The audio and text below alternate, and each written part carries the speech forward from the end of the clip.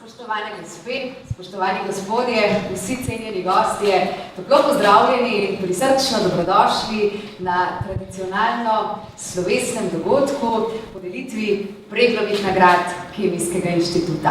Hvala lepa Primožu Grašiču, najboljšemu slovenskemu kitaristu.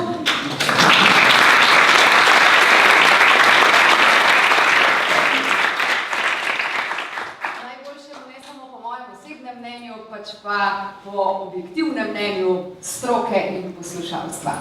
Spoštovani in spoštovane, pod podobo Friderika Pregla, velikega znanstvenika, kemika slovenskega rodu, ki je znanosti posvetil vso svojo ustvarjalno energijo, ki mu je prinesla uspeh in najvišje priznanje, Nobelovo nagrado za kemijo, bomo danes podelili nagrado za vrhunske dosežke na področju osnovnih ali uporabnih raziskav z področja kemije in sorodnih ved, ki so odmevni tudi v svetovnem merilu.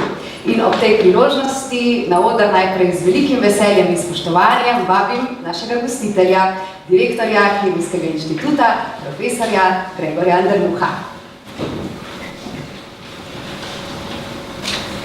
Hvala lepa.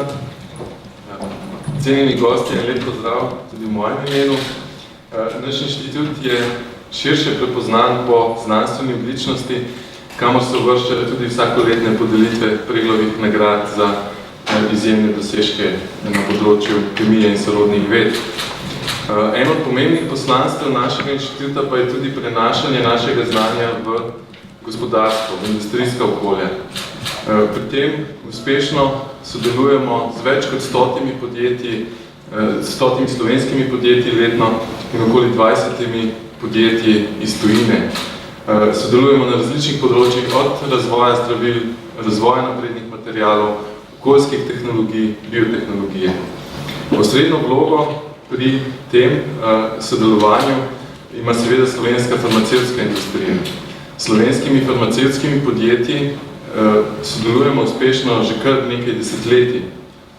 In naš današnji gost, dr. Aleš Rotar, prihaja iz enega od teh podjetij. Dr. Aleš Rotar je član uprave podjetja Krka in je tudi direktor področja razvoj in proizvodnja zdravil v Krki. V kratkem nagovoru nam bo dr. Rotar predstavil pogled industrijskega okolja na vlogo akademskih inštitucij. Izvolite.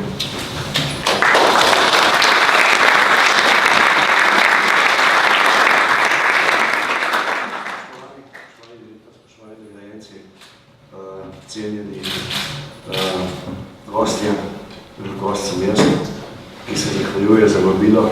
Kot vedno mi je zelo drago in ljubo priti na Kemijski inštitut.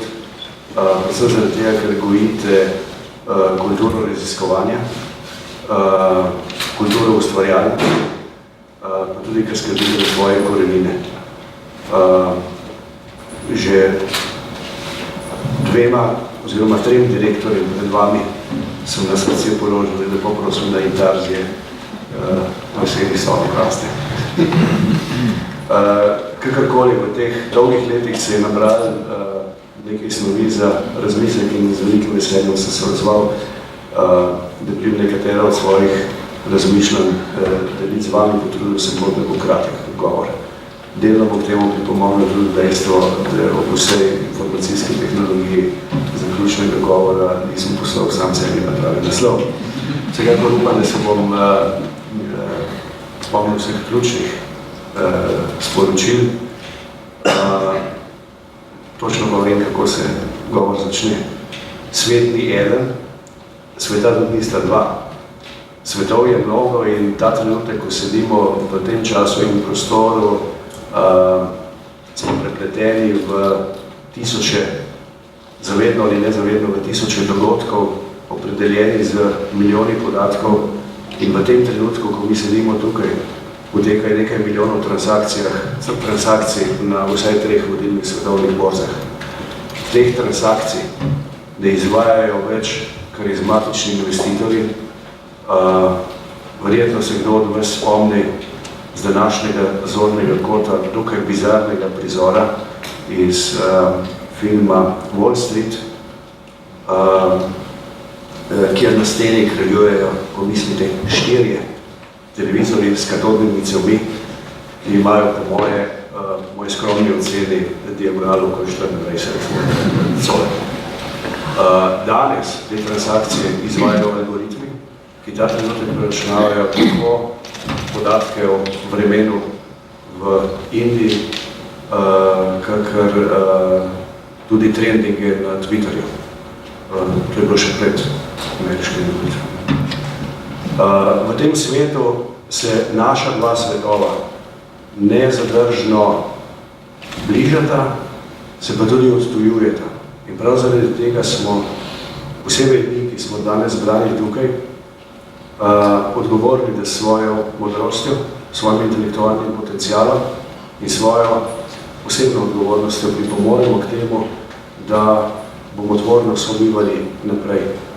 A najprej v tem gozdu, kjer zaradi posameznih dreves ne vidimo gozda in zaradi gozda, ki je zaraščen s podrostjo, mahom, kakšno golaznijo, včasih ne vidimo posameznih dreves, se moramo najprej pogledati v zrcalo. Edini razlog, zakaj gospodarska družba obstaja, ni profit, je snovanje, je ustvarjanje. Gospodarske družbe so se organizirale zato, da ustvarjajo, pomeni razvijajo, izdelujejo in prodajajo svoje izdelke in storitve, ker jih nekdo nekje potrebuje, ker je nekdo nekje pripravljen za njih plačati. V gospodarskih družbah uporabljamo dovršne glagole in čas se meri na daljicah, ne na poltrakih. Naša edina odgovornost je, da zagotovimo vzdržen razvoj, pomeni, da na podlagi vseh znanj, ki smo jih ustvarili do prejšnjega tedna, zagotovimo, da bomo tedne, mesece in leta od zdaj naprej še vedno na voljo dovolj izdelkov in storitev za naše paciente. Ko pravim leta in desetletja, to ni samo po sebi umevno. Več kot polovico družb iz Forbesove top 500 lestvice ne doživi 30 let. Kaj šele 60? Zakaj preživimo 30 in 60 let v tem neusiljenem svetu, kjer ni glavna sila gravitacije, ampak je glavna sila konkurence? Zaradi tega, ker se osredotočamo na svoje kupce. Ker v farmacevtski industriji si izgubil tisti trenutek, ko več ne misliš na svojega pacienta. Dovolj blizu in kratek čas sem videl tudi vaš svet. Ko pravim vaš svet, vem, da je tudi delno naš, predvsem je vaš. V vašem svetu lahko raziskujete in odkrivate tisto novo, če čas teče v poltraku, na poltraku. Sam se še živo spomnim vznemirjenja, strahu, tudi seveda velikega veselja, ko dobivaš vsakim dnem vpogled v večje globine ali dolžine, daljine. Podobno kot z vsakim novim teleskopom vidim v strašljivo globino vesolja. In te dva svetova, vaš in naš, morate živeti drug ob drugem in ustvarjati drug ob drugem. Brez ustvarjanja, na eni strani novega znanja, na drugi strani novih izdelkov, bodo pacienti tam zunaj, ki ne bojo umrli. Vse bo zdravilo nekoga drugega. In to je najhujša stvar, ki se lahko zgodi nekoga, ki v gospodarski družbi ustvarja in odgovarja za rezultate. Kako torej nadaljevati? Mi v gospodarstvu vemo, kako nadaljevati. Z neprestanim, dinamičnim, včasih zelo napornim, vedno tveganim prilagajanjem. Delamo v podjetju približno 30 let in z nekaj tisoč sodelavci v tem času sem se moral prilagoditi 2 družbeno-ekonomskima sistemama, trem državam ali naddržavnim tvorbam, o številu valut pa sploh ne bi razpravljal. Ko sem se prvič peljal kot prvi ekspert iz vzhodne Evrope na ekspertno skupino v Štrasburg, ne boste verjeli, sem imel samo 7 valut. Ker sem peljal se z avtom, pa sem rabo za cestine po južni strani gor, po severni dol. Stalno prilagajanje. Prilagajamo se pa ne zaradi tega, ker se okoliščine okoli nas spremenjajo, ampak zaradi tega, ker se pacienti spremenjajo. Moj zaključek mojih 30 let je, če ne mislim na to, kako se spremenja pacient v službo, potem je nekaj hudo narobe. Akademska sfera ima seveda svojo dinamiko. V njej morda delujejo nekatere druge sile, čeprav sila konkurence prav tako ni zanemarljiva. Lani sem poslušal zelo zanimiv pogovor med modrimi silimi glavami iz eno od vodilnih držav, držav v Evropski zvezi, na zelo zanimivo temo. Ali je konec znanosti? Vemo, da se Francis Fukuyama pred leti vprašal, če je konec zgodovine, mogoče je res. Ali je konec znanosti? Teza, in pogovarjal so se znanstveniki, je izhajala iz opažanja, da je za vedno manjše inkrementalne napredke na področju raziskav potrebno enormno veliko resursov in generiranja know-howa. Jaz nisem ne pesimist, ne prijatelj teorije zarod, tako da sem vzel zadevo cum grano salis. Vsekakor pa postavlja vprašanja vezana na model in na okolje, v katerem akademska sfera deluje. Popolnoma jasno je, da akademska sfera v različnih oblikah, pojavnih oblikah služi generiranju novega znanja, predvsem pa generiranju znanja novih raziskovalcev, razvojnikov, pa tudi vseh drugih snovalcev. Velika večina mojih kolegov, seveda tudi jaz, prihaja iz ljubljanske Alme Mater. Korenine Alme Mater so v raziskovalnem delu, poglobljenem snovanju novega znanja, pa tudi prenašanju tega znanja. Kako torej vzpodbuditi dinamiko sprememb? Ne jemljem se kot niti pristojnega, niti dovolj modrega, da bi lahko sugeriral rešitve ali dele rešitev. Ampak menim, da se bo potrebno vprašati, ali virtualni trg projektov lahko še vnaprej postavlja okolje, v katerem bodo lahko znanstveno-raziskovalne skupine konkurirale med seboj. Ali bodo publikacije v znanstvenih revijah preživele naslednji val sprememb na področju informacijske tehnologije in njene aplikacije. Če časovna konstanta pri odobravanju člankov teden ali mesec, rešitve informacijske tehnologije pa delujejo v sekundah, minutah in dnevih,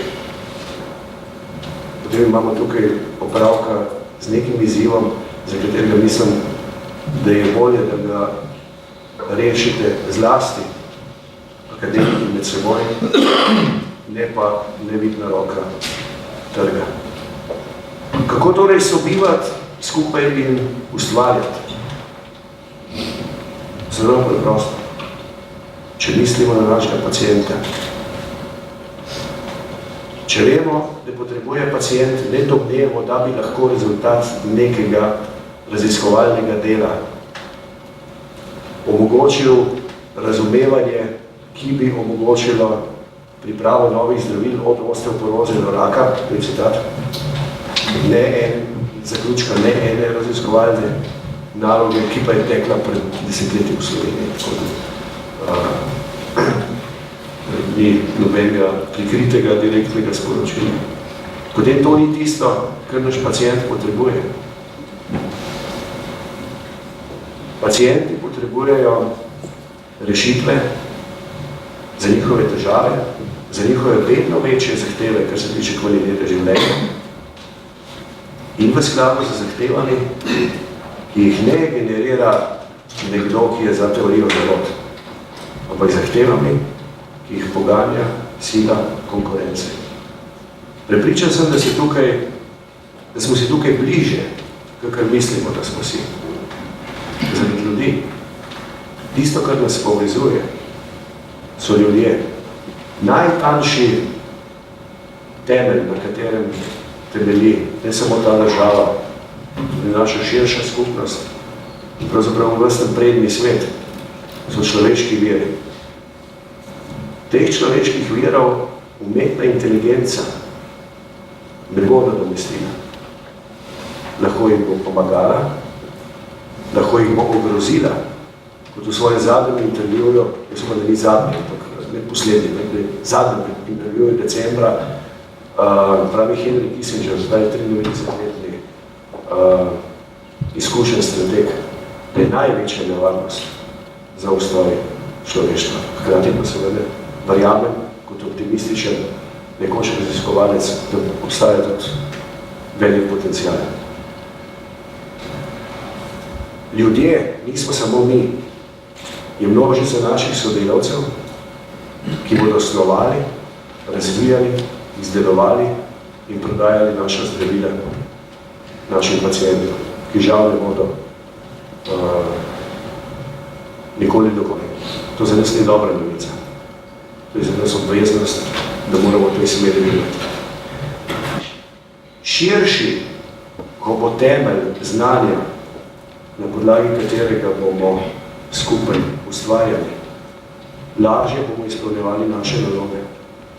In če mi dovolite izraziti delno zaskrbljenost in delno kritiko do delovanja ne inštituta, ampak do delovanja, ki ga imamo v visokošolskem prostoru, v Sloveniji zlasti, v Evropi tudi, je prezgodna in predolgo trajajoča specializacija.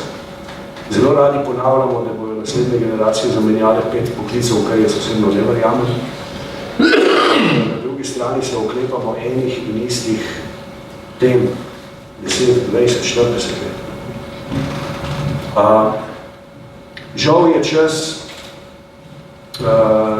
polihistorije omenil.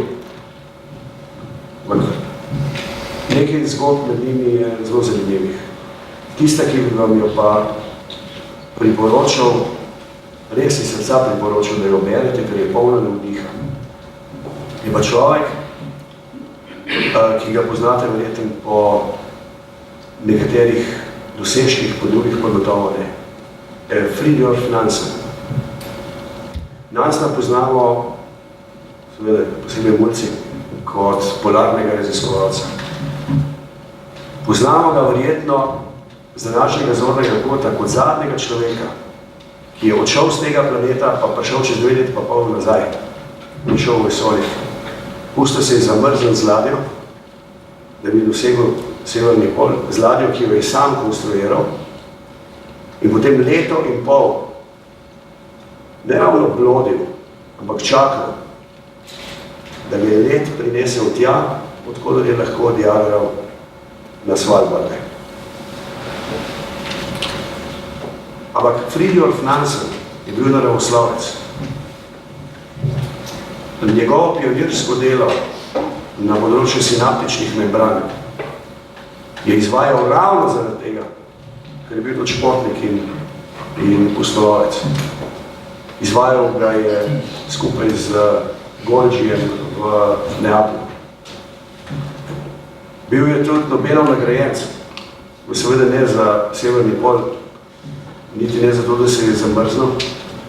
Lahko bi bil Nobelov nagrajen zato, ker je po 1 letu in 4 mesecih naročil ruskega trgovca Soboljevino, da mu je pripeljal hrano na ustje reke Ob, preden se je pustil zamrzniti, brez GPS-a, brez GSM-a, in Marsata in podobnih pogledavščin. Nobelova nagrada je bil za svoje humanitarno delo z begunci iz Rusije okoli Prve svetovne vojne. No, poleg tega je bil tudi poročen z najpopularnejšo norveško pevko in imel najlepšo vilo v Oslu. Rad bi imel odstotek njegove širine in vam želim, da bi vsi imeli odstotek njegove širine, da bi znali v prihodnosti najti pot, ne da se bomo pustili zamrzniti. Če bi se samo pustil zamrzniti, ne bi prišel nazaj v 2,5 metra dolgem čovnu pred posadko ladje, ki bi ga morali rešiti. Rad bi, da imamo to širino, ko bomo razpravljali o tem, kako in kaj narediti, da bomo te človeške potencijale, za katere smo odgovorni, usmerili tako, da bodo skrbeli za tiste, za katerih smo mi tukaj, ne? Vsaj jaz, naše pacijente. Zahvaljujem se vam za priložnost, da sem vam moje 95% povedal, kaj sem napisal v pregovoru, kaj je 5% razstavljanje. Hkrati bi čestitev vsem nagrajencem, po mojem smo že nagrajeni z insignijami šele kasneje. Čestitev bi vam za ustrajnost in raziskovalnem delu. Zahvalil bi se vam za vzor, ker vem, da veste, ni težko, ni lahko tekmovati s Super Marijem, ko preprečujemo naslednje generacije. Hvala lepa.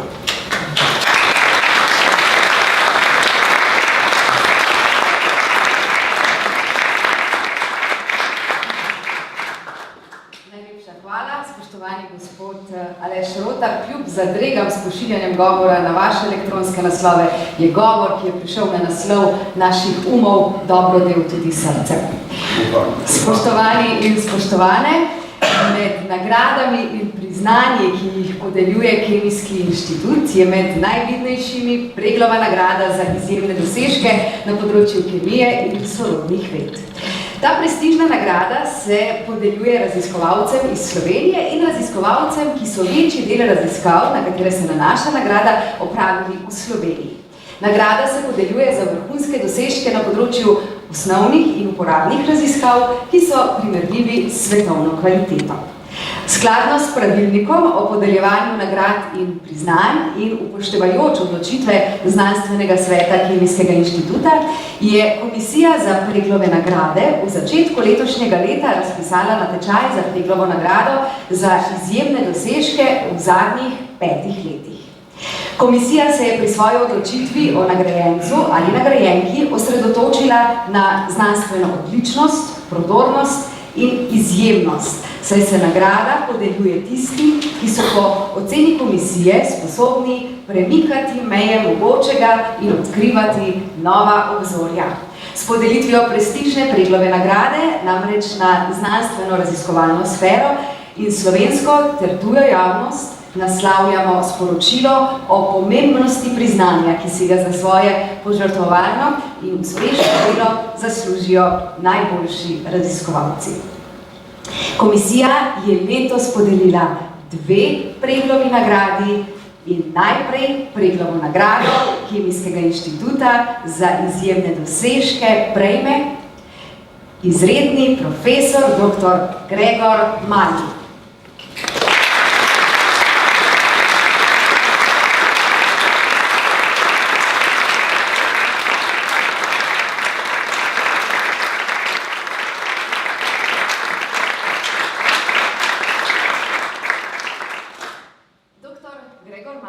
Zaposlen na Kemijskem inštitutu sodi med najprodornejše slovenske raziskovalce na področju študij atomske zgradbe materialov, kot so kovinsko-organski porozni materiali za shranjevanje energije in baterijskih materialov, ki ki temeljijo na žveplu in lahkih kovinah. Sloves odličnega in mednarodno uveljavljenega raziskovalca je dosegel na področju razvoja in uporabe NMR pri raziskavah materialov. V slovenski prostor je vpeljal metode visoke ločljivosti za NMR spektroskopijo v trdem. Svoje študije in raziskovalno delo je oplemenitil z računskimi metodami, s katerimi je mogoče napovedati parametre in jih primerjati z eksperimentalno izmerljivimi vrednostmi. S takim pristopom, ki ga poznamo pod imenom NMR kristalografija, je omogočil celostni pristop pri določanju zgradbe materialov. Izsledki raziskav dr. Gregorja Malija so bili v zadnjih 5 letih objavljeni v 33 znanstvenih člankih v visoko kvalitetnih revijah. O odličnosti in aktualnosti njegovega znanstveno-raziskovalnega dela priča tudi 14 vabil za predavanja na domačih in mednarodnih konferencah. Gregor Mali veliko časa namenja vzgoji mladih. Na Univerzi v Novi Gorici kot izredni profesor fizike svoje bogate izkušnje prenaša na magistrante in doktorante. Kot mednarodno uveljavljeni strokovnjak na področju NMR spektroskopije v trdem je pomemben sodelavec Nacionalnega NMR centra na Kemijskem inštitutu. Komisija je v vlogi in opusu dr. Gregorja Malija prepoznala prodornega raziskovalca, ki je svojo znanstveno odličnostjo in originalnostjo v zadnjih 5 letih v zakladnico znanja prispeval pomembna nova spoznanja na področju strukturne karakterizacije materialov. Njegovo delo in dosežke bo podrobneje predstavila profesorica doktorica Nataša Zavukovec-Logar. Spoštovani gostje, spoštovane kolegice in kolegi, vesela in ponosna sem, da lahko predstavim svojega dolgoletnega sodelavca na odseku za anorgansko kemijo in tehnologijo, zdaj tudi Preglovega nagrajenca, profesorja Gregorja Malija. Profesor Mali je v mednarodnem okolju priznan kot vrhunski strokovnjak na področju jedrske magnetne resonance v trdnih snoveh. Po upeljavi visoko ločljive NMR spektroskopije v trdnem v Sloveniji je razvil več metod, ki so na odseku hitro postale nepogrešljive za študij strukture betavnih poroznih katalizatorjev. Z novimi usmeritvami pri razvoju materialov v zadnjih nekaj letih, predvsem na področju materialov za ločevanje in pretvorbo ogljikovega dioksida ter materialov za shranjevanje toplote, je bilo potrebno poiskati nove pristope za določitev njihove zelo kompleksne strukture. Prav razvoj inovativnih metod jedrske magnetne resonance in računskih pristopov, ki jih v zadnjih letih vodil profesor Mali, je bil ključen za razrešitev zgradbe in razumevanja delovanja več zanimivih novih sistemov. Izpostavila bo 2 raziskavi, in sicer prva sega na področje razvoja kovinsko-organskih poroznih materialov za selektivni zajem in shranjevanje ogljikovega dioksida. Za hkratno zagotavljanje stabilnosti strukture in prisotnosti potrebnih aktivnih mest za vezavo molekul ogljikovega dioksida smo v sintezi uporabili 2 tipa organskih molekul kot gradnikov obrodne strukture. Zaradi podobnosti obeh molekul je predstavljala določitev njihove porazdelitve in posledično razumevanje mehanizma adsorpcije ogljikovega dioksida velik izziv za nas in za druge raziskovalce po svetu, ki se ukvarjajo s podobnimi sistemi. Profesor Mali je, skupaj z doktorskim študentom, razvil metodo, ki temelji na meritvah hitrosti spinske difuzije za jedrsko magnetno resonanco in modeliranju različnih porazdelitev molekul. Primerjava med računi in meritvijo pove, kakšna je dejanska prostorska razporeditev materialov. Metoda tako razloči med primeri, kjer so različne molekule zbrane v domenah in primeri, kjer so molekule razporejene enakomerno po celotnem materialu. Odlika metode je, da je primerna za raziskave raznovrstnih, heterogenih in neurejenih materialov, ne le kovinsko-organskih materialov. Metoda je bila predstavljena v ugledni znanstveni reviji Angewandte Chemie pred 2 leti in po objavi članka so že sledila številna povpraševanja raziskovalnih skupin iz tujine za meritve na njihovih materialih, vključno s skupinami iz Cambridgea, Leudna, Versailles in drugih. Druga izstopajoča raziskava je z področja razvoja poroznih materialov za shranjevanje toplote. Profesor Mali je sodelavci predstavljal njihov porozni aluminij fosfat, ki izkazuje izjemne lastnosti za shranjevanje energije in za uporabo v toplotnih črpalkah in hladilnih napravah. Osnovni mehanizem shranjevanja in črpanja energije v tem materialu je adsorpcija in desorpcija vode.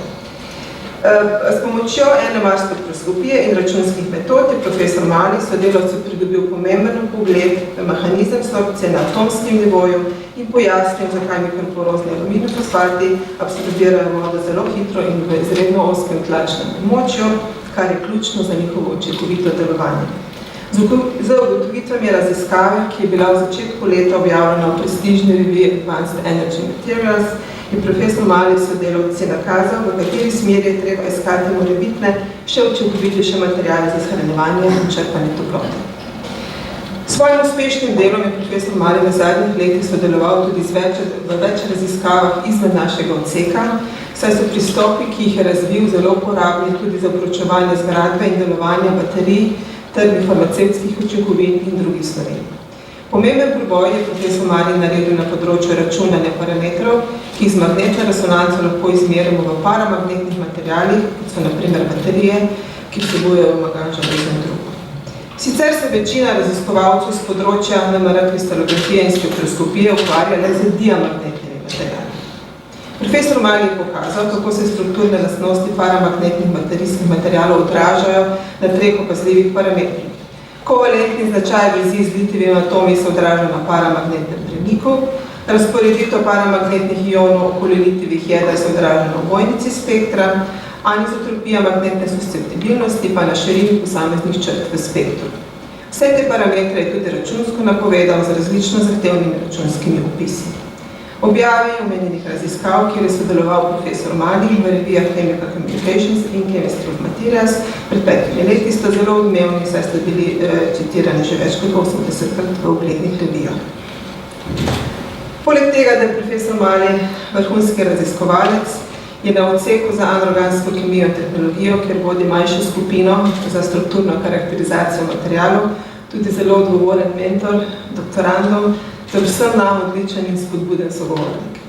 Verjamem, da bo ta res zaslužena nagrada še dodatna spodbuda za njegovo uspešno in odmevno znanstveno delo v prihodnje. Gregor, iskrena čestitka.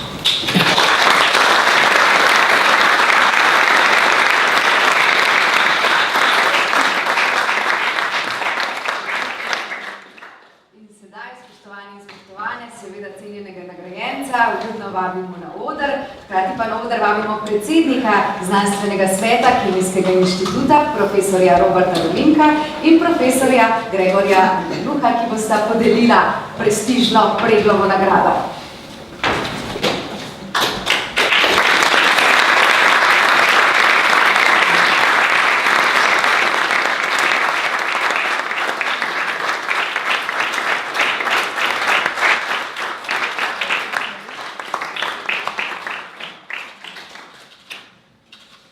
Zares iskrene in srčne čestitke in seveda vabilo k nagovoru.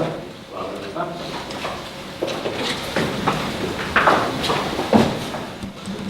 Spoštovani gostje, dragi kolegice, kolegi, najprej bi se zelo letvoren zahvalil znanstvenemu svetu Kemijskega inštituta in še posebej komisiji za Preglove nagrade, ki je dela, ki jih je pravkar tako lepo predstavila kolegica Nataša Zvokovec-Logar, spoznala kot zelo kvalitetne, celo izjemne. Izjemni dosežki v znanosti so redko plod dela enega samega raziskovalca in tako je tudi v tem primeru. Zato bi se zdaj iskreno rad zahvalil svojim sodelavcem z odseka za anorgansko kemijo in tehnologijo, še posebej pa mladim raziskovalcem, s katerimi smo skupaj sprejemali te izzive na področju jedrske magnetne resonance, na področju materialov. To nagrado razumem kot zelo lepo priznanje za naše skupno delo in pa seveda kot zelo dobrodošlo spodbudo, da s takim delom nadaljujemo še v bodoče. Še enkrat hvala.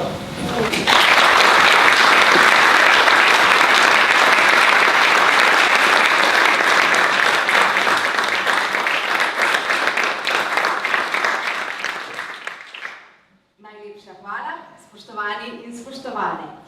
Preglovo nagrado Kemijskega inštituta za izjemne dosežke prejme tudi profesor dr. Stanislav Gobec.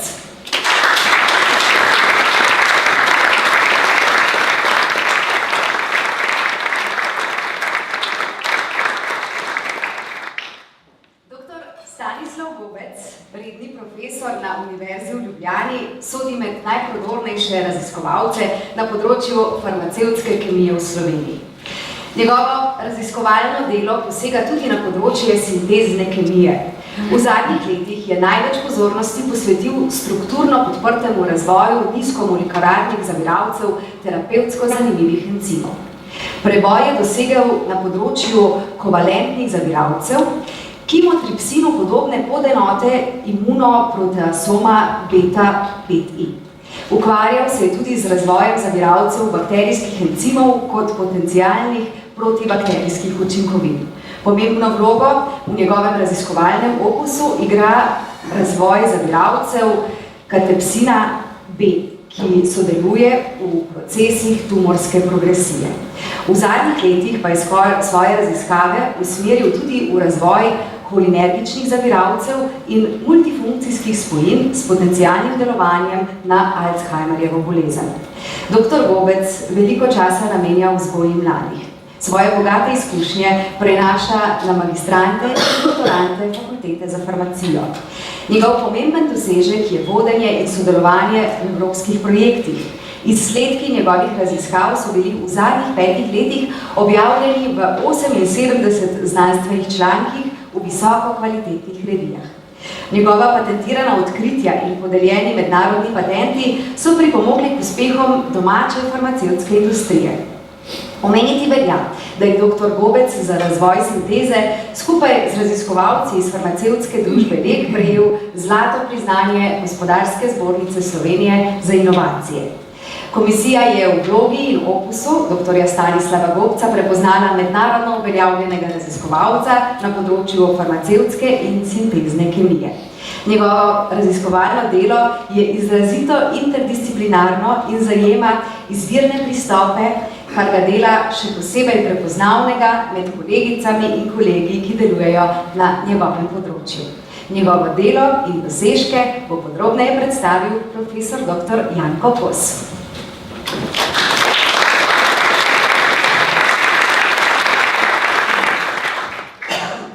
Spoštovana nagrajenca, spoštovani kolegi, dragi gostje. Profesor dr. Stanislav Gobec je leta 1994 postal magister farmacije na Fakulteti za farmacijo Univerze v Ljubljani. Leta 1995 se je tam zaposlil kot asistent, leta 1999 je doktoriral in leta 2011 postal redni profesor farmacevtske kemije. Vmes je bil večkrat na izpopolnjevanju v tujini, na univerzah v Montpellieru, Licu in Parizu. V letih 2005 do 2007 je bil v Fakulteti za farmacijo prodekan za znanstveno-raziskovalno delo, v letih 2007 do 2011 pa dekan fakultete. Od leta 2011 je predstojnik katedre za farmacevtsko kemijo.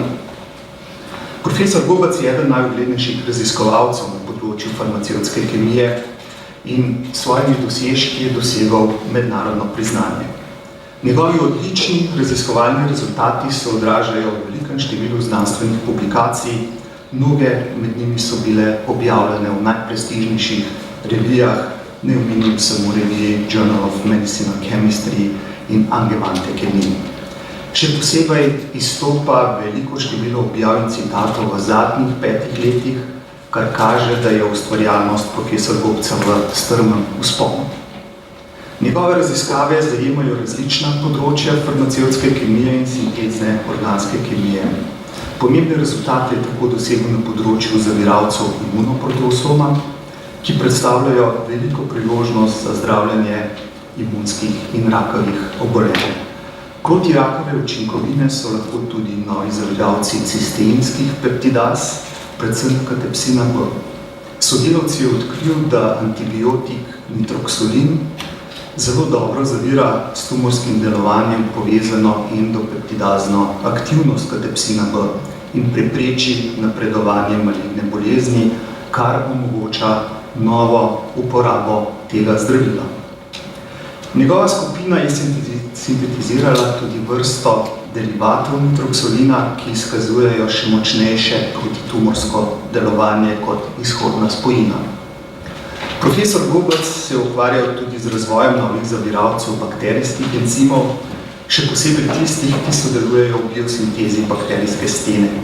Usmeril se je tudi v preučevanje holinergičnih zaviralcev in pa multifunkcijskih spojin, primernih za zdravljenje nevrodegenerativnih bolezni. Njegova skupina odkrila nove zaviralce, holinoesteraze, najboljše izmed njih so uspešno okarakterizirali tako in vitro kot in vivo. V sodelovanju s kolegi iz Fakultete za kemijo in kemijsko tehnologijo Univerze v Ljubljani in iz Leka je profesor Gobec razvil tudi več pomembnih novih sinteznih metod. Raziskovalni rezultati profesor Gobca imajo zelo veliko uporabno vrednost. To je še posebej razvidno iz vrste vloženih patentnih prijav in še posebej iz podeljenih patentov, tako domačih kot mednarodnih, ter iz uspešnega zaključka domačih in mednarodnih projektov, pri katerih je sodelovala farmacevtska industrija in pa tudi druga podjetja. Tu ne še posebej izpostavim koordinacijo evropskih projektov Interfar in Orchid. Vse to dokazuje, da je profesor Gobec sposoben reševanja najbolj zahtevnih aplikativnih raziskovalnih izzivov, tako za domačo kot za tujo farmacevtsko industrijo. Nenazadnje, profesor Gobec je tudi uspešen pedagog. Kot predavatelj sodeluje pri izvedbi več predmetov na vseh stopnjah univerzitetnega izobraževanja in je tudi odličen mentor študentom pri upravljanju diplomskih, magistrskih in doktorskih nalog. Naj zaključim, profesor dr. Stanislav Gobec je mednarodno priznan in ugleden raziskovalec, ki dosega prebojne rezultate na vseh področjih svojega dela. Na to kažejo tudi številna priznanja, med drugim Zoisovo priznanje za izjemne dosežke na področju farmacevtske kemije, rektorjeva nagrada za najboljšo inovacijo Univerze v Ljubljani in pa že prej omenjeno zlato priznanje Gospodarske zbornice Slovenije za inovacije v letu 2016. Zdaj prijema profesor Gobec s strani Kemijskega inštituta še ugledno Preglovo nagrado. Prepričan sem, da gre le-ta v prave roke in pa tudi, da profesor Gobec na raziskovalnem in tudi razvojnem področju še zdaleč ni rekel zadnje besede. Iskrene čestitke za nagrado.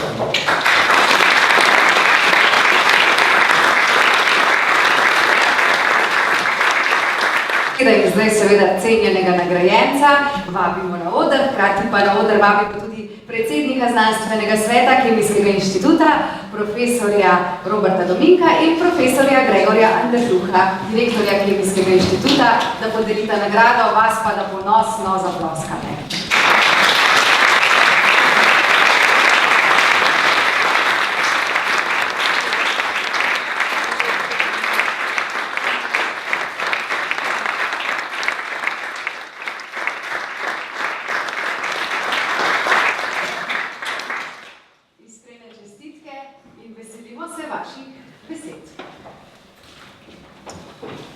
Najlepša hvala. Najprej res velika hvala Kemijskemu inštitutu, ki je prepoznal naš trud. Seveda tudi v mojem primeru ta nagrada rezultat timskega dela mojih najožjih sodelavcev, torej moje družine, sodelavcev na Fakulteti za farmacijo, začenši na katedri za farmacevtsko kemijo, širše na Fakulteti za farmacijo. In zelo vesel sem, da nam uspeva ohranjati zelo močno raziskovalno usmerjenost Fakultete za farmacijo in upam, da ta nagrada pomeni, da je to možno tudi v bodoče. Zahvalil bi se seveda tudi svojim sodelavcem, partnerjem iz industrije, ki so stalno zelo zaposleni, kot vidite, tudi s telefonskimi klici, in mednarodnim partnerjem po celem svetu, s katerim sodelujemo. Seveda ta nagrada pomeni veliko spodbudo, priznanje za delo za nazaj in obvezo, da bomo še boljši v prihodnje. Tako da najlepša hvala.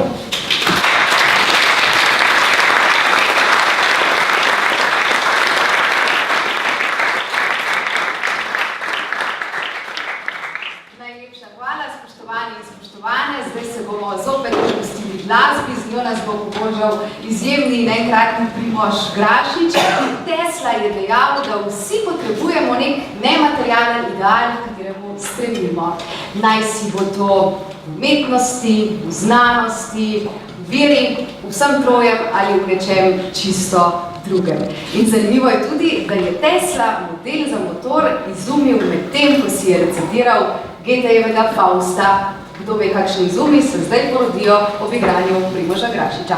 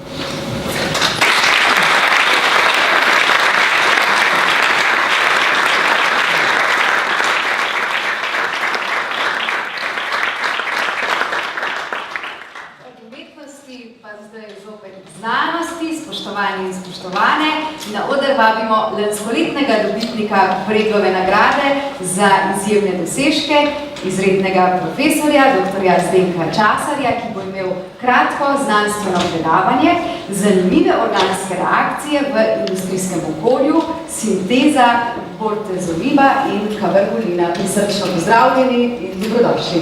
Lep pozdrav vsem.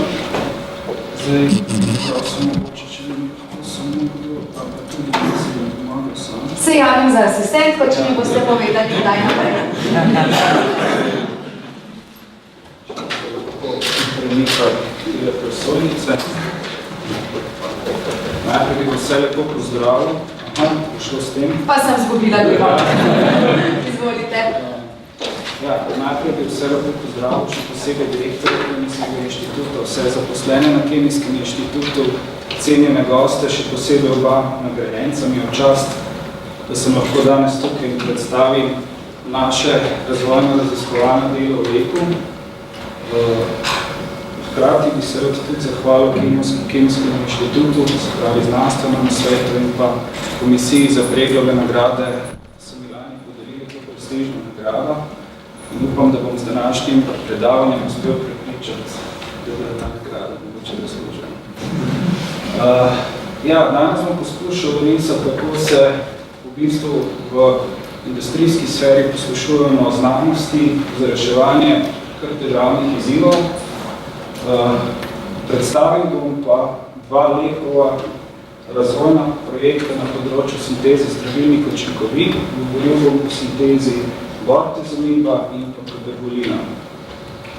Zdaj, če kar preidem na prvo temo, se pravi sinteza kavergolina. Kavergolin je zdravilna učinkovina, se uporablja predvsem za zdravljanje Parkinsonove bolezni, gre za nevrodegenerativno bolezen, ki je nekako povezana s staranjem, kar pomeni, da bo v prihodnosti ta težava v bistvu še večja, se populacija staranja v teh bolnikov še vedno več, zato so zdravila za zdravljenje te bolezni izredno pomembna. Pomembno je povedati, da te bolezni se ne da zdraviti in pa zdravila, ki obstajajo za to indikacijo, v bistvu samo lajšajo nekako težave in pa v bistvu zavirajo napredovanje te bolezni. Zdaj obstaja več zdravil na tem področju, ampak kavergolin je eno izmed boljših, se je v bistvu bolnikom, tako kot je omenil dr. Rotar, povzročil najmanj težav, se pravi na najmanj stranskih učinkov.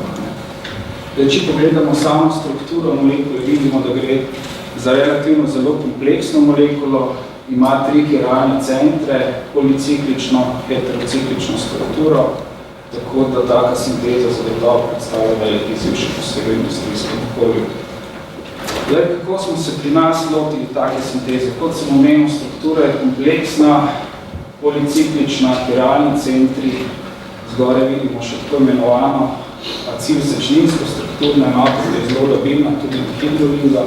Take sinteze se gotovo ne bi lotili s totalno sintezo, zato ker je struktura prekompleksna. Zato v bistvu uporabljamo polsintetski pristop iz fermentativno pridobljenih surovin, ki pripravimo s pomočjo mikroorganizmov, primer take surovine je egokriptin, ki ga na to v bistvu predelujemo s sinteznimi koraki do ustreznih prekurzorjev, kot je prikazano tukaj ta 90 dihidrolizergova kislina oziroma njen ester in pretvorimo na koncu do želene učinkovine. Se pravi, v začetnih korakih odstranimo ta ciklični peptidni fragment, zelo enostavno, reduciramo dvojno vez, pa na to trčimo v ključni problem.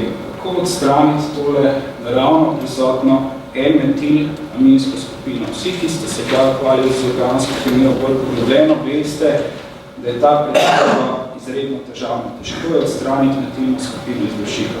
To je v bistvu ključni izziv. Zdaj, ko smo se mi lotili tega projekta, smo pregledali literaturo, kaj obstaja na tem področju, in smo videli, da konkurenca v bistvu uporablja precej strupene reagente. Cenogentomid, analog cianida, razni merkaptani, tega vsi vemo, da ne bi uporabljali niti v laboratoriju. Zdaj zanimive so ocene tako imenovane National Fire Protection Agency, ki v bistvu uporablja neko oznako v bistvu ali pa nalepko obliki diamanta, ki označuje nevarnosti ali lastnosti posameznih kemikalij v bistvu v modri barvi piše nevarnost za zdravje, za požar in reaktivnost neke kemikalije z ocenami od 0 do 4 in zdaj vidimo, da so vsi te reagenti predvsej neugodni. Tale je smrtno nevarna. Tako da, ko smo se odločili za sintezo in tako rešili ta sintezni del, smo rekli, tega gotovo ne želimo uporabljati, bomo iskali nekaj drugega. Zdaj, kaj je to nekaj drugega, je bilo pa veliko vprašanja. No, ko smo nadalje pregledali literaturo, smo ugotovili, da v znanstveni publikaciji obstaja lepo opisana pretvorba za uporabo tako imenovanega teroklorida. Zelo znana kemikalija, organska kemija, uporablja se predvsem v kemiji za ščit od ščit. In ko smo to videli, smo se vprašali, zakaj so ljudje po tej publikaciji, če pogledamo to letnico 1981, zakaj so se ukvarjali z razvojem nekih sinteznih metod, ki uporabljajo izredno toksične merkaptane. Tu nismo mogli vedeti, ampak ko smo zadevo preizkusili, če pokažem zdaj tale graf, če se osredotočimo na tale graf, smo dokaj kmalu videli zakaj. Spodnje 3 krivulje prikazujejo to reakcijo, ki smo v bistvu izvedli po literaturno znani metodi. In modra krivulja predstavlja laboratorijski nivo, podoben kot je bil opisan v članku. Že tule so se nakazovali problemi, ker smo uspeli v bistvu dobiti samo tam cirka 80% konverzijo, niti ne 100% konverzijo. Potem smo reakcijo povečali na tako imenovan kilolap nivo, recimo 600-gramska šarža, smo videli, da se reakcija še počasnuje, da to konverzijo bil še nižji. Potem smo rekli, gremo vseeno zadevo poskusiti, če na pilotni nivo, na procesno opremo, je reakcija potekla še slabše in tu smo rekli, zadeva je končana, ne upamo svetni industrijski nivo, ker bomo izgubili čas, denar, kot je rekel dr. Rotter, mi imamo delice v bistvu industriji in moramo projekt zaključiti do določenega časa, če ne izgubimo vse, recimo Amerika, tako imenovani NLC in vse na filing. Tako da smo rekli, dobro, moramo preštudirati, kaj so problemi v tej reakciji in smo se dejansko posvetili detaljnemu študiju mehanizma te literaturno znane reakcije. Tule ne bom šel detalje, ker je premalo znanega, ampak to nas je pripeljalo do ideje, da moramo zadevo drastično spremeniti. Tako da smo v bistvu namesto natrijevega hidrogenkarbonata, ki je bil uporabljen v literaturno znane reakcije, smo to bazo zamenjali z nukleofilnim organskim katalizatorjem, dimetilaminopirimidina, ki je poznan katalizator v mnogih reakcijah aciliranja. Zdaj, ko smo to reakcijo izvedli kar direkt na pilotnem nivoju, ker se nam je predvsem modilo, smo laboratorijski nivo malo opustili, vidimo drastičen premik v načinu poteka reakcije. Tukaj smo dejansko reakcijo zaključili po manj kot 24 urah, konverzija blizu 90%, tako da smo se odločili, da gremo tudi dokaj kmalu na industrijski nivo in kar prikazuje črna krivulja, je pa industrijska šarža 51 kg, kjer smo skoraj dosegli popolno konverzijo. Tako da v bistvu upeljava te organokatalize je drastično spremenila potek te reakcije. Zdaj, kaj je končni rezultat te zgodbe?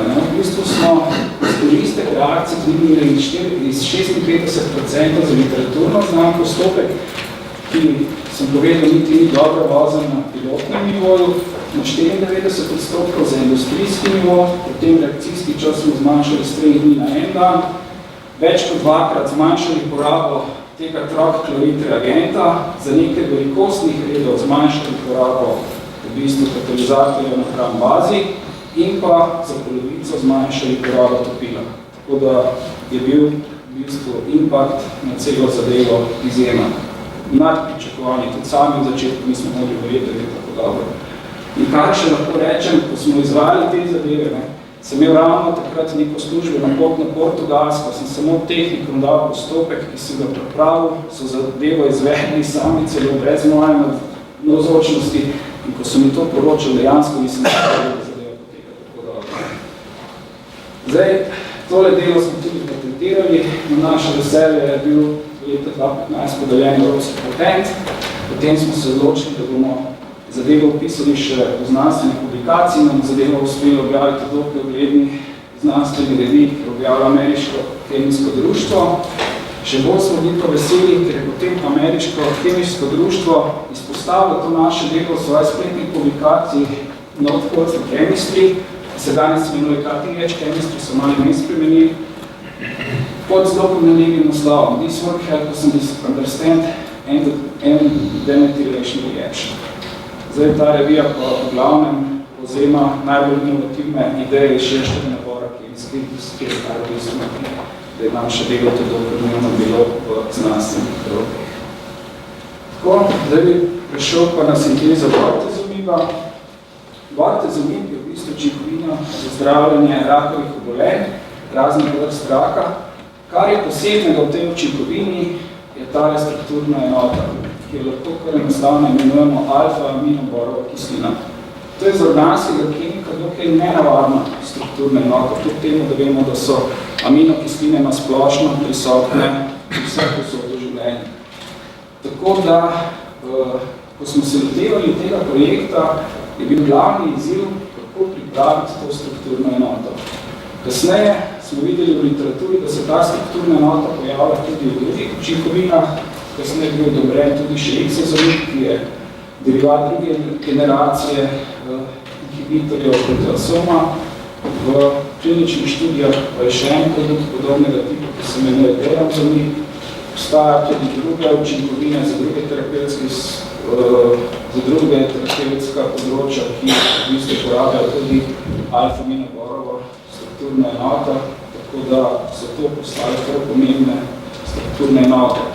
Kot sem pa omenil, pa za sinteznega kemika predstavlja sinteza te strukturne enote velik izziv.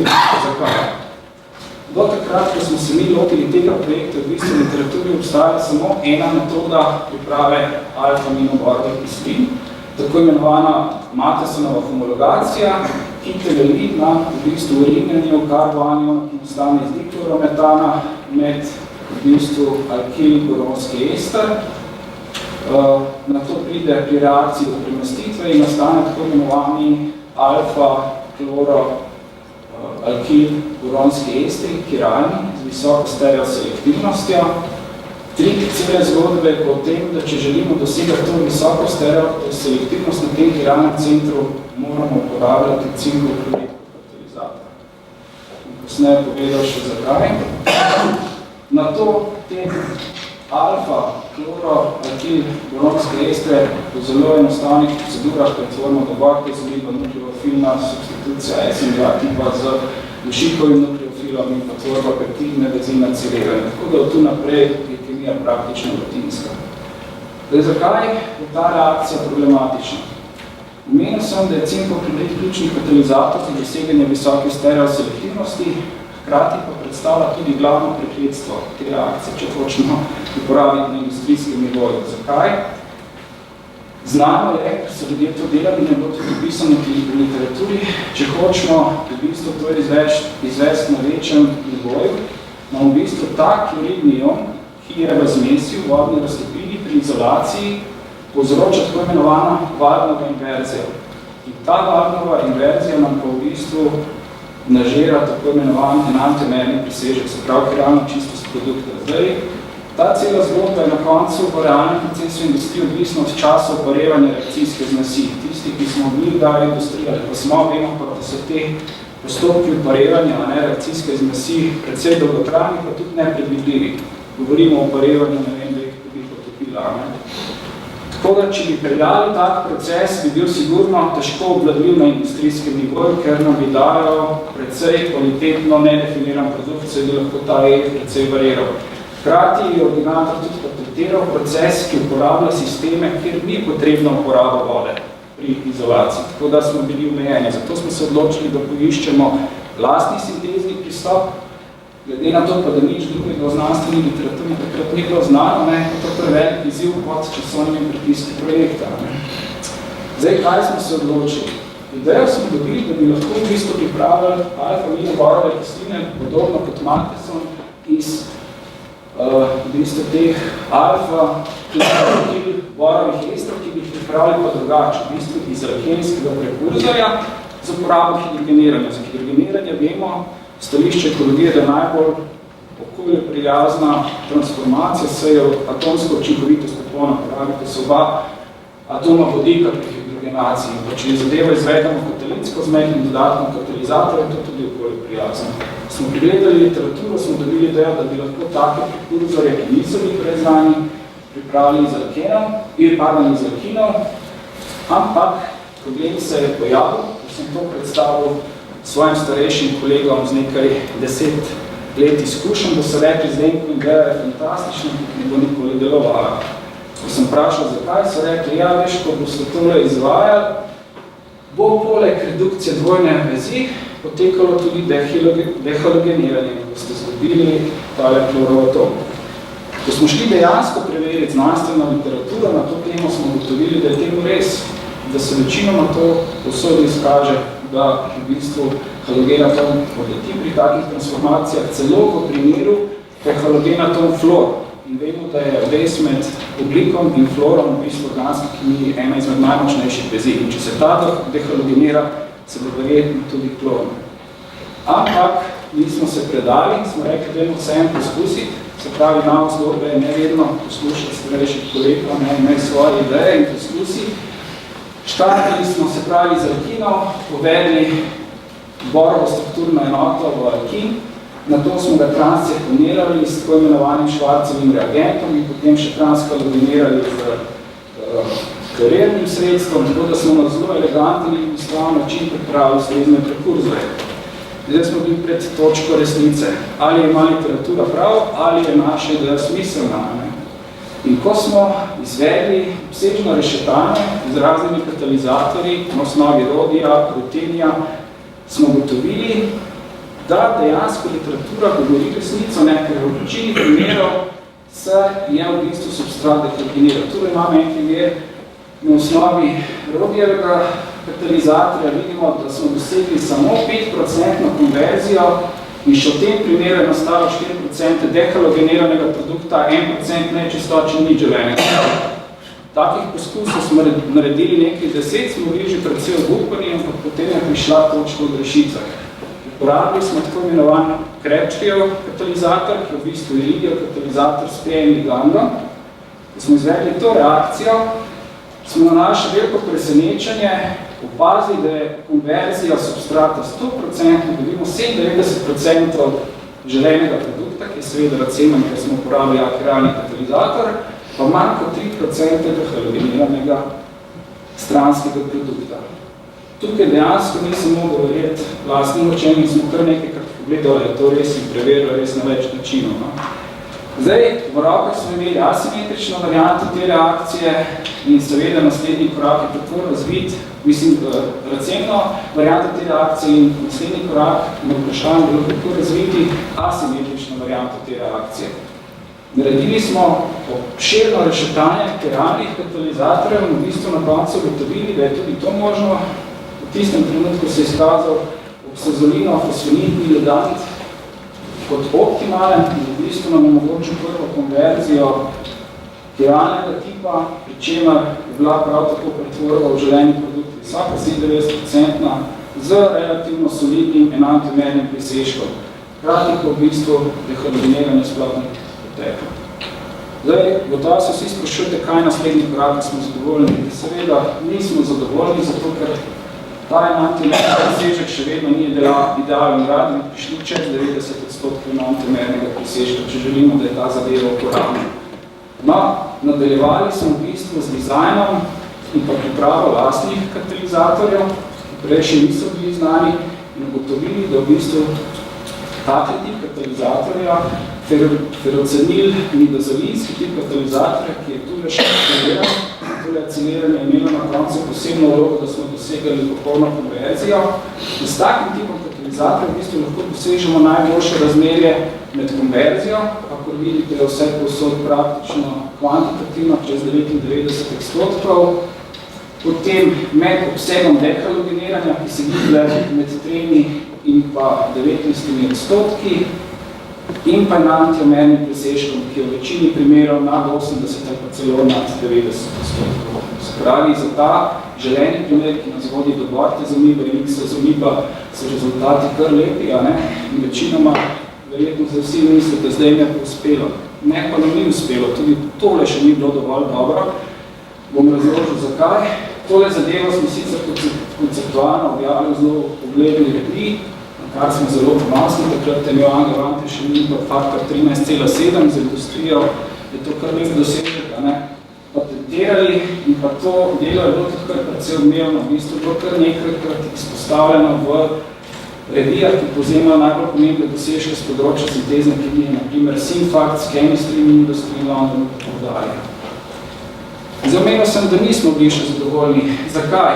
Zato, ker smo za to pretvorbo, želeno pretvorbo, uporabili 4 molske procente katalizatorja. Za industrijo je to nespremljivo. Če hočete izvesti industrijski proces, morate priti pod 1% dodatka katalizatorja. Druga stvar pa je, tale ligand, iz katerega tvorimo katalizator, ima kar visoko molsko maso. In zdaj katalizator vi dodajate racijsko zmes v molskih procentih, ko ga pa kupujete, ga pa plačujete na kilo. Tako da potem zadeve nekako iz ekonomskega stališča več ne funkcionirajo. Tako da smo nadaljevali raziskave in na koncu dejansko odkrili, da lahko izvedemo industrijsko primerno hidrogeniranje s tako imenovanim Neofox ligandom, še vedno gre za Eligijev tip katalizatorja, in tu nam je pa dejansko uspelo na koncu doseči 98% konverzijo iz alkena v alken, iz alkena v želeni derivat, 2% je ostalo neizreagirane substance, vendar je to enostavno odstraniti, če se pomisli na prejšnjo sintezno schemo, da izvajamo naslednjim korakom nuklofilno substitucijo z dušikovim nuklofilom, ta molekula ne reagira in enostavno odstranimo. 0% dehalogeniranega stranskega produkta in dokaj dober enantimerni presežek. Se pravi, za industrijo je včasih bolj pomembno, da ne dosežemo fantastičnega enantimernega presežka na 90%, kar je zelo lepo za akademske namene, je boljše mogoče iti na malo nižji enantimerni presežek, pa izredno nizko razvijanje katalizatorjev in substratov. Tudi to zadevo smo objavili, tudi nas je urednik revije Synthesis povabo, ki je bil kot prejšnji članek, zdaj pripravimo tako imenovani PSP članek Practical Synthetic Procedure za revijo Synthesis in to je bil isto članek, ki mi ga ratalo najhitreje objaviti v življenju. V 5 dneh je bil sprejeti objavo brez ene same pripombe in hkrati bi tudi potem izpostavljen v reviji Synfacts kot pomembno delo. Seveda na koncu je tele alfa-kloro-veronske ester enostavno pretvoriti kar po Matesinovi metodologiji v aminoborove kisline, ni nekih težav, zadeve potekajo tako, če in naprej doborite z amino.